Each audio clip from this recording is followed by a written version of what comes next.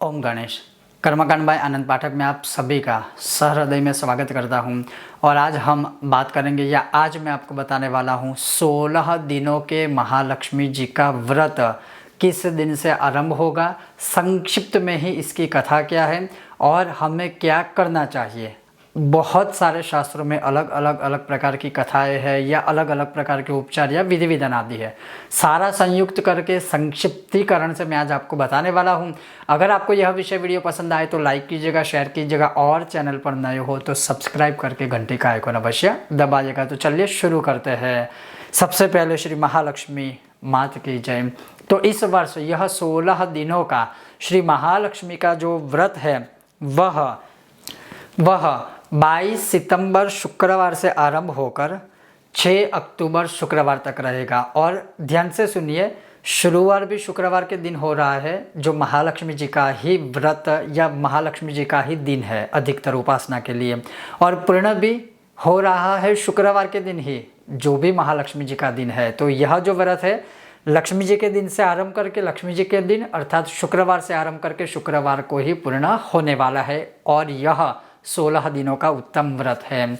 अब इसकी अगर हम बात करें शास्त्रों के अनुसार, संक्षिप्त कथा के अनुसार, भविष्य पुराण के अनुसार, तो वो क्या है। तो बहुत सारी पौराणिक कथाओं के अनुसार उसमें जो सामान्यतः जो भविष्य पुराण आदि से लेकर जो हमारे पुराण में कथा है, वह कथा ये है कि जब पांडवों ने चौपड़ में अपना सब कुछ गंवा दिया था, सब कुछ ही खो दिया था, तब भगवान श्री कृष्ण ने ही उन्हें सलाह दी थी और उन पांडवों ने यह धनदायक महालक्ष्मी जी का व्रत किया था। और उसके बाद ही यहाँ से यह जो है माँ लक्ष्मी जी का 16 दिनों का व्रत का आरंभ हुआ है। इसके अलावा भी आपको बहुत सारी कथाएं प्राप्त हो सकती है, इसमें कोई संदेह नहीं है। अब इस व्रत को करने से क्या फल प्राप्त होता है या इस व्रत को करने से क्या क्या हमारे जीवन में हो सकता है, तो भगवान श्री कृष्ण का ही वचन है कि जो कोई भी मनुष्य यह 16 दिनों का महालक्ष्मी जी का व्रत करता है, उसके जीवन में या उसके पूरे परिवार में तीव्र से तीव्र जो दरिद्रता है ना, वो भी विनाश हो जाती है और माँ लक्ष्मी की पूर्ण कृपा प्राप्त होती है। उसके अलावा जिसके घर में बहुत ही कलह क्लेश रहता है, अगर वो यह 16 दिनों का व्रत करते हैं तो वह क्लेश समाप्त हो जाता है। इसके अलावा जैसे बहुत लोगों के घर में ये होता है कि लक्ष्मी का आगमन होता है, धन संपत्ति पैसे बहुत आते हैं लेकिन टिकते नहीं है, स्थिर नहीं रहते हैं। अगर कोई यह व्रत करता है सविधि विधान तो वह भी समस्या समाप्त हो जाती है। और केवल सिर्फ इतना नहीं है कि यह लक्ष्मी व्रत करने से लक्ष्मी की ही प्राप्ति होती है, यह व्रत करने से संतान भी प्राप्त होते हैं, यह व्रत करने से पुत्र कामना भी पूर्ण होती है, यह व्रत करने से पुत्री की कामना भी पूर्ण होती है, यह व्रत करने से महालक्ष्मी सहित भगवान नारायण की भी पूर्ण कृपा प्राप्त होती है, यह व्रत करने से भगवान कृष्ण की भी पूर्ण कृपा प्राप्ति होती है, यह व्रत करने से भगवान विष्णु की पूर्ण रूप से कृपा प्राप्त होती है। यह व्रत अद्भुत है, उत्तम है, श्रेष्ठ है, इसमें कोई संदेह नहीं है। अब इसके अलावा हम बात करें कि यह महालक्ष्मी व्रत को कौन कर सकते हैं, तो इस महालक्ष्मी व्रत को हर कोई कर सकता है, चाहे वो स्त्री हो, चाहे वो पुरुष हो, चाहे वो लड़की हो, चाहे वो लड़का हो। हाँ, गर्भवती महिला है यह व्रत नहीं कर सकती है, बहुत ही छोटी आयु के बच्चे हैं वह यह व्रत नहीं कर सकते हैं, जो अस्वस्थ लोग हैं वह यह व्रत नहीं कर सकते हैं, और जो वृद्ध लोग हैं वह यह व्रत नहीं कर सकते हैं। अब दूसरी बात, इस व्रत को करना कैसे है, तो जो कोई भी मनुष्य इस व्रत को करने का 16 दिनों का संकल्प लेता है, मान लीजिए संकल्प शायद संस्कृत में हर एक को तो नहीं आता होगा, तो आप जो भी भाषा में चाहो उस भाषा में आपकी कामना के अनुसार उस दिन अर्थात पहले दिन 22 सितंबर शुक्रवार को अगर तीर्थ में स्नान करते हो तो अच्छी बात है, नहीं कर सकते हो घर में ही तीर्थों का स्मरण आदि करके फिर आप माँ लक्ष्मी जी का स्मरण करके या गंगा आदि तीर्थों का स्मरण करके स्नान कर लीजिए। स्नान करने के बाद मान लीजिए आपके मंदिर में ही माँ लक्ष्मी जी की फोटो है, या मैं अधिक कहूँगा श्री यंत्र है, या माँ लक्ष्मी जी की मूर्ति है, श्री यंत्र के ऊपर सबसे बेस्ट है, तो आप गाय माता के घी का दीपक प्रज्वलित करके या सरसों के तेल का दीपक प्रज्वलित करके या तिल के तेल का दीपक प्रज्वलित करके जो भी लक्ष्मी जी की मूर्ति है, फोटो हो या श्री यंत्र है, तो उनके सामने आपको हाथों में जल लेकर संकल्प करना है कि इन 16 दिनों तक आपकी जो भी कामना है बोल दीजिए। कि जैसे कर्ज से पीड़ित है तो कर्ज से मुक्ति हेतु हे माँ महालक्ष्मी जी, मैं आपके सामने कर्ज मुक्ति हेतु 16 दिनों तक यह व्रत करूँगा, या फिर करूँगी अपनी स्थिति के अनुसार, अपनी शक्ति के अनुसार और देश काल के अनुसार। अगर कोई आपकी दूसरी कामना है तो उस प्रकार से संकल्प कर दीजिए और वो संकल्प हो जाए। उसके बाद क्या करना है कि अगर आपके पास श्री यंत्र है तो श्री यंत्र की मानसोपचार पूजा या 16 उपचार पूजा कीजिए। मैं ये कहूँगा कि पहले दिन और अंतिम 16वें दिन अगर शक्य है, संभव है, तो किसी ब्रह्मदेव को बुलवाकर अच्छे से स्थापना आदि और 16 उपचार पूजा करवाइए श्री यंत्र की या माँ लक्ष्मी जी की मूर्ति अगर आपके पास है तो उनकी। नहीं है तो फिर फोटो के ऊपर आप स्वयं ही जैसे टीका लगा दीजिए, पुष्प अर्पण कर दीजिए, अक्षत अर्पण कर दीजिए, पुष्पमाला पहना दीजिए। ये सारी चीज़ें आप स्वयं कर सकते हैं। उसी प्रकार से माँ लक्ष्मी जी के आगे प्रतिदिन, पहले दिन की बात करूं कि जब शुरुआत करते हैं तो उस दिन कोई मीठा भोग लगाए। जैसे आप खीर बना सकते हैं, श्रीखंड अर्पण कर सकते हैं, कोई मिठाई अर्पण कर सकते हैं या शक्कर अर्पण कर सकते हैं, मिश्री अर्पण कर सकते हैं, भोग आदि लगा दीजिए। उसके बाद माँ लक्ष्मी जी की आरती कर लीजिए। अब ये हो गई सामान्य उपचार पूजा का विधान। अगर किसी ब्रह्मदेव से करवाएंगे तो वो पूर्ण तरह से अच्छे से करेंगे, इसमें कोई संदेह नहीं है। आप स्वयं करते हैं तो इस प्रकार से कीजिए।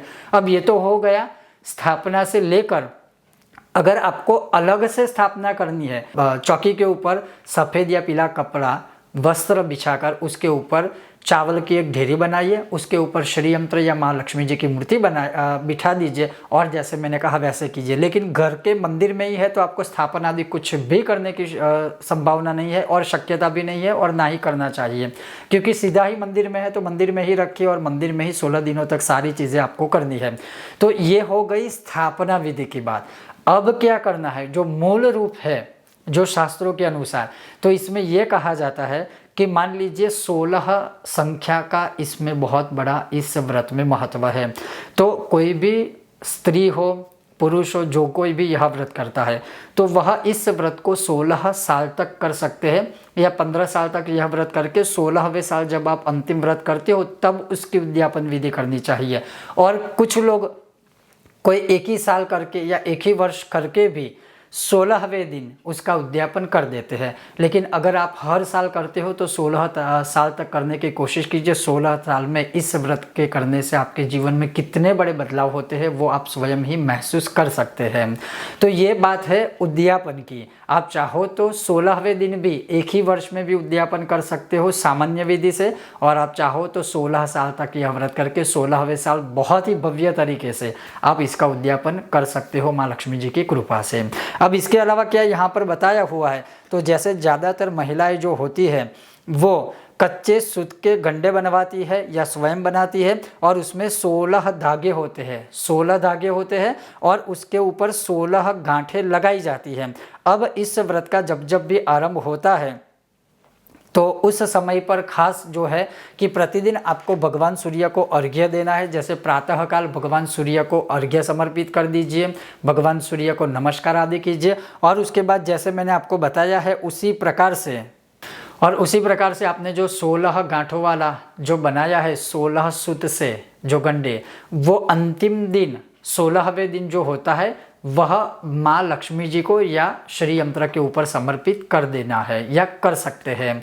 लेकिन बात रही इन 16 दिनों में आपकी कामना के अनुसार आप जो है स्तोत्र पाठ, मंत्र पाठ या आदि आदि कुछ क्या कर सकते हैं, अब वो सुनिए।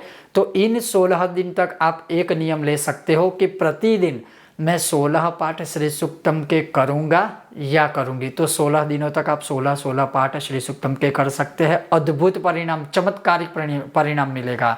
उसके अलावा मान लीजिए आपको वो नहीं करना है तो आप 16 पाठ कनकधारा स्तोत्र के प्रतिदिन कर सकते हो, ऐसे 16 दिनों तक करना है। अगर वो भी नहीं कर सकते हैं तो महालक्ष्मी अष्टकम के जो पाठ है 16 दिनों तक 16 की संख्या में वो कर सकते हैं।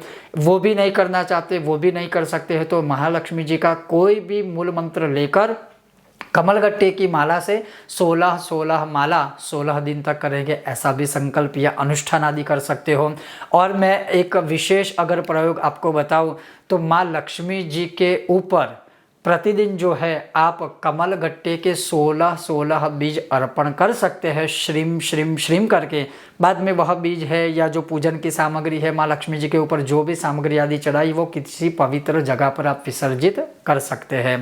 कहने का तात्पर्य है कि धन की दात्री, धन संपत्ति आदि प्राप्ति हेतु 16 दिनों का यह व्रत कर सकते हैं। अब दूसरा जो इस विशेष नियमों में या विशेष प्रावधान अगर हम कह सकते हैं या बोल सकते हैं कि आप चाहो तो 16 प्रकार की वानगियों का 16वें दिन माँ लक्ष्मी जी को भोग लगाकर अलग अलग प्रसाद आदि बनाकर 16 की गिनती में ही आपको बनाना है और भगवान को अर्पण अर्थात माँ लक्ष्मी जी को अर्पण करना है। फिर वो प्रसाद सारे परिवार वाले या किसी को भी आप दे सकते हो जिनको चाहो उन्हें। कहने का तात्पर्य ये है कि 16 दिनों का व्रत हर कोई कर सकता है, अस्वस्थ गर्भवती महिलाएं और छोटे बच्चों को छोड़ के।